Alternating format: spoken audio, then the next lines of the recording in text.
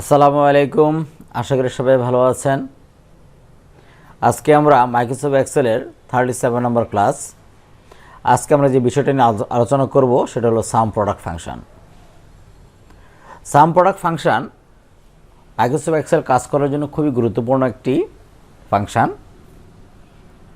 সাম product আমরা একটু advance আলোচনা করার চেষ্টা করব।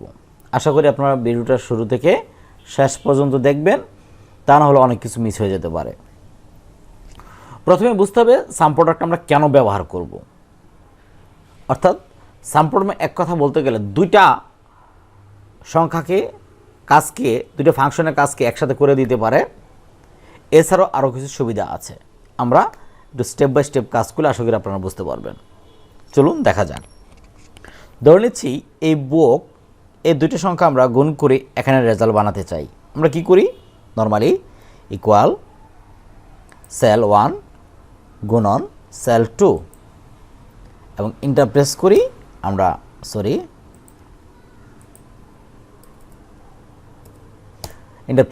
এবং আমরা দেখতে পাচ্ছি যে রেজাল্ট আমরা এখানে পেয়ে গেছি।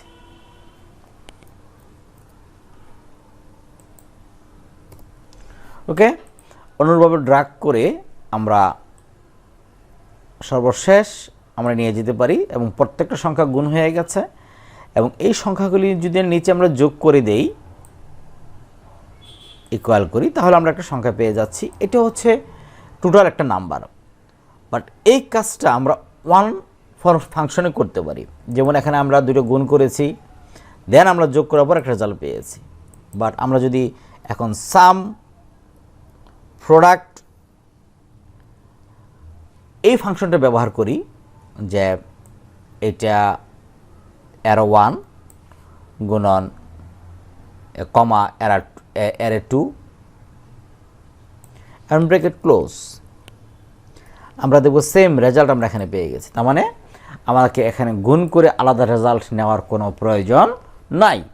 এবং অনেকগুলি সংখ্যাকে আমরা একসাথে গুণ এবং পরবর্তী যোগ করার পর যে ফলাফলটা পাওয়া যায়, সে একই ফলাফলটা আমরা বাহির করে নিয়ে আসতে পারি সাম প্রোডাক্ট ফাংশন ব্যবহার করে। এছাড়াও একটু অ্যাডভান্স যদি সাম প্রোডাক্টের কাজ করতে চাই, সেটা একটু আমরা ডান দিকে করে দেখব। এটা একটু বুঝে নিচ্ছি আমরা সাম প্রোডাক্ট এর ফাংশনটা কীভাবে কাজ করে। এটা একটু অ্যাডভান্স করার জন্য আপনাদেরকে একটু বুঝে নিতে হবে। সবাই আমরা দেখতে পাচ্ছি সাম প্রোডাক্ট বলার পর বলছে অ্যারে 1 কমা অ্যারে 2 কমা অ্যারে 3, এভাবে এই ফাংশনটা কাজ করতে পারে। এটা হলো সিনট্যাক্স।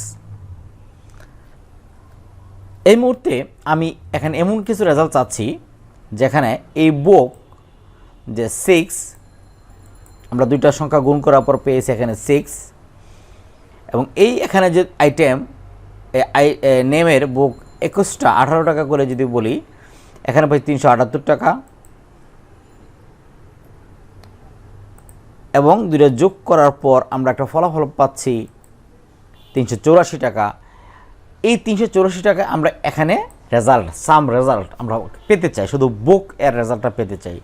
বাট এখানে যেমন আমরা যে রেজাল্টটা পেয়েছিলাম সেটা কিন্তু বুক, পেন, কম্পিউটার, ওভারঅল সব প্রোডাক্টের টোটাল রেজাল্ট।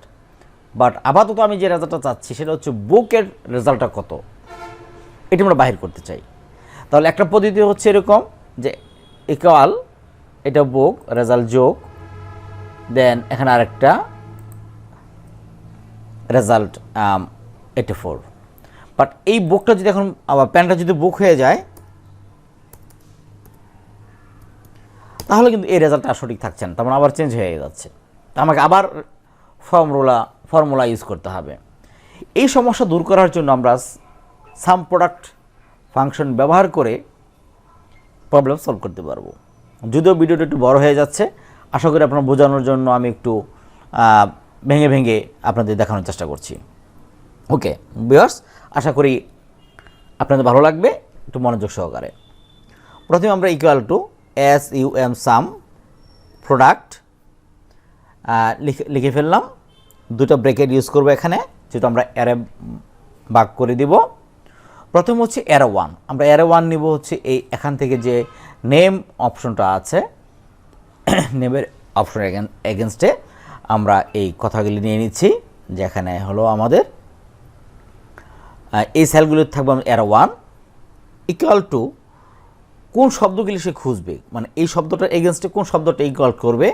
আমি বলতে চাচ্ছি এই গড়ে যে সেলটা আছে এই বুকটা সে ওখানে ওই সেলের ভিতরে খুঁজবে, অর্থাৎ B3 থেকে B12, এই B2 থেকে B12 ইকুয়াল টু এই এখানে যে আইটেমটা ইউজ করেছি বুক, তার মানে এই সেল B3 থেকে B12 গিয়ে সে বুক খুঁজবে কয়টা আছে। ভিউয়ার্স, আশা করি আপনারা একটু বুঝতে পেরেছেন। তার মানে এই এখান থেকে এই পর্যন্ত কতগুলি বুক আছে এই এরের মাধ্যমে সেটা আমরা খুঁজে বাইর করছি। আমরা ব্র্যাকেট ক্লোজ করে দিচ্ছি, তারপর এইটার সাথে আমরা গুণ করে দিব হচ্ছে কোন প্রোডাক্টটা, অর্থাৎ এর 1 এই এর 2 কমা এর 3। ভিউয়ার্স, আশা করি এটুকু বুঝতে পেরেছেন এবং ব্র্যাকেট ক্লোজ করে দিব এবং আমরা এন্টার দিব।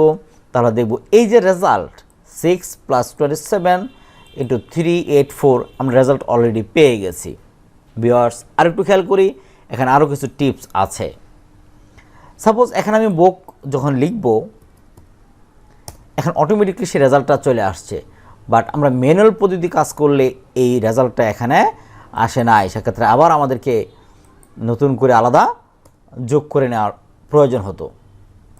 সুতরাং এই সমস্যা দূর করতে পারে আমরা এই ফর্মুলাটা ব্যবহার করি। ভিউয়ার্স, এখন যদি আমরা এখান থেকে ড্র্যাগ করি, আমরা মনে করব যে হ্যাঁ আমার সকল রেজাল্ট হয়ে গেছে। ভিউয়ার্স, একটু টিপস এখানে দিচ্ছি, আমরা লক্ষ্য করি।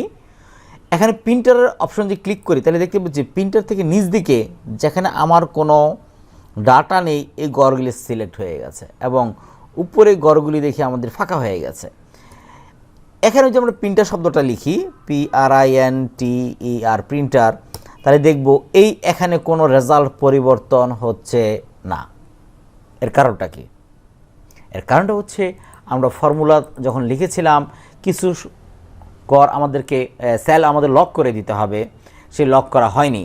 লক করতে কীভাবে আমরা দেখি, কীভাবে লক করতে হয় এটা সিলেক্ট করব। আমরা কিবোর্ডের ফাংশনাল কি F4, ফাংশনাল কি F4 ক্লিক করলেই আমরা দেখব এটি লক হয়ে গেছে এবং এটা সিলেক্ট করে F4 ক্লিক করব, লক হয়ে যাচ্ছে।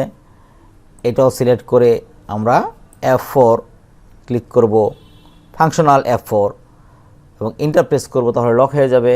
দেন আমরা যদি এখন মুভ করি এখানে, এখন দেখব এই রেজাল্ট পরিবর্তন হচ্ছে, তার মানে এইটা এই 6 এখানে আসছে। যদি এটা আমরা বুক করে দেই তাহলে দেখব এই যে 783 থেকে এই 6 মাইনাস করতে চাইলে আমি এখন বুক লিখে দিচ্ছি, তাহলে দেখব এই রেজাল্ট এখান থেকে চলে যাচ্ছে। ভিউয়ার্স, তাহলে আশা করি আপনারা বুঝতে পেরেছেন।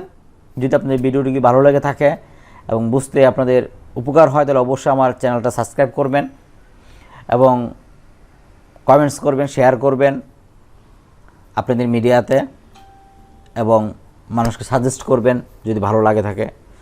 ধন্যবাদ সবাইকে। আসসালামু আলাইকুম।